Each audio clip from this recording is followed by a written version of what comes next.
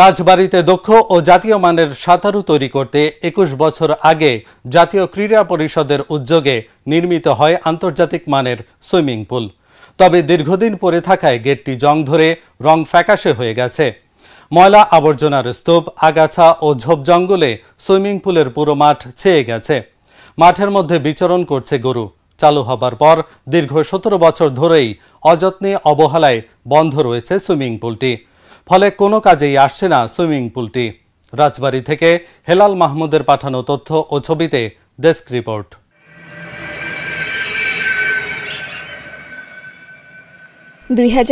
সালে জাতীয় ক্রীড়া পরিষদের তত্ত্বাবধানে রাজবাড়ী কুষ্টিয়া আঞ্চলিক মহাসড়কের পাশে ভবানীপুরে প্রায় ৩ একর জমির উপর নির্মাণ করা হয় রাজবাড়ী সুইমিং পুল। একই বছরের মাঝামাঝিতে পুলটি জেলা ক্রীড়া সংস্থার কাছে হস্তান্তর করে জাতীয় ক্রীড়া পরিষদ। এরপর থেকে ২০০৭ সাল পর্যন্ত চালু ছিল সুইমিং পুলটি। তবে কোনো লোকবল পদায়ন না করায় এবং গভীর নলকূপটি অকেজো হওয়ায় বন্ধ হয়ে যায় পুলটি। পানি নিষ্কাশনের ড্রেনেজ ব্যবস্থা থাকলেও পরিষ্কার না করায় ড্রেনগুলো ময়লার স্তূপে ভরে গেছে। সুইমিং পুলটির বেশিরভাগ যন্ত্রপাতি এখন অকেজো। বকেয়া রয়েছে ১০ বছরের বেশি বিদ্যুৎ বিল। বাকি রয়েছে কয়েক বছরের ভূমি উন্নয়নের করও। সীমানা প্রাচীর অরক্ষিত হওয়ায় চুরি গেছে সুইমিং পুলের মূল্যবান যন্ত্রপাতি। আমরা অনেকে সাঁতার কাটতে পারি না, তারা সাঁতার কাটার জন্য সুইমিং পুলটা খোলা চাই। সুইমিং পুলটা যদি আবারও শুরু করা হয় তাহলে আমাদের অনেক ভাই বোনেরা সাঁতার শিখতে পারবে, তারা অনেক বিপদ থেকে বাঁচতে পারবে, পানির হাত থেকে বাঁচতে পারবে।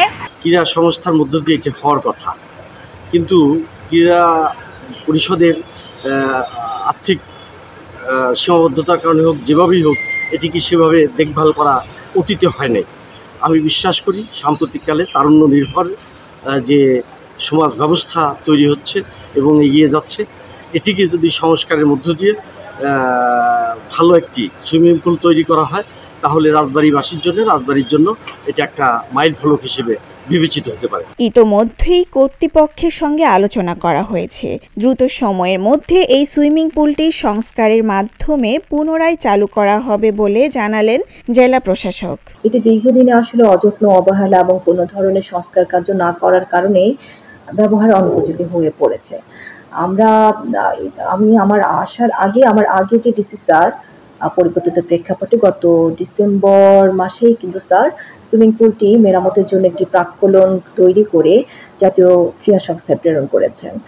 আমি আসার পর দেখলাম যে সে বিষয়ে আমরা কোনো অগ্রগতি না পাওয়ার পরে আমি জাতীয় ক্রীড়া সংস্থার সাথে আলাপ করেছি এবং তারা আমাকে যেটা মৌখিকভাবে অ্যাসিওর করলো যে জেলা প্রশাসন থেকে কোনো বাজেটের প্রেক্ষিতে আসলে সংস্কার কাজ হবে না, বরং জাতীয় ক্রীড়া সংস্থা জাতীয়ভাবে তাদের নিজস্ব ইঞ্জিনিয়ারের মাধ্যমে জিনিসটির বাস্তবতা পর্যালোচনা করে সেক্ষেত্রে প্রয়োজনীয় ব্যবস্থা নেবে। তো আমার সংশ্লিষ্ট কর্মকর্তাদের সাথে যোগাযোগের প্রেক্ষিতে সেখান থেকে ইঞ্জিনিয়ার এসেছিলেন এবং এসে স্টেডিয়ামটির যে অবস্থা বাস্তবে সরেজমিনে তিনি এটা পর্যবেক্ষণ করে গেছেন। আশা করি সেটার প্রেক্ষিতে আমরা কোনো পজিটিভ আউটপুট পাবো। আর আমরা ইতিমধ্যেই এটিকে মোটামুটি আমাদের নিজস্ব কিছু ফান্ডের মাধ্যমে এটিকে আমরা কিছুটা মেরামত করে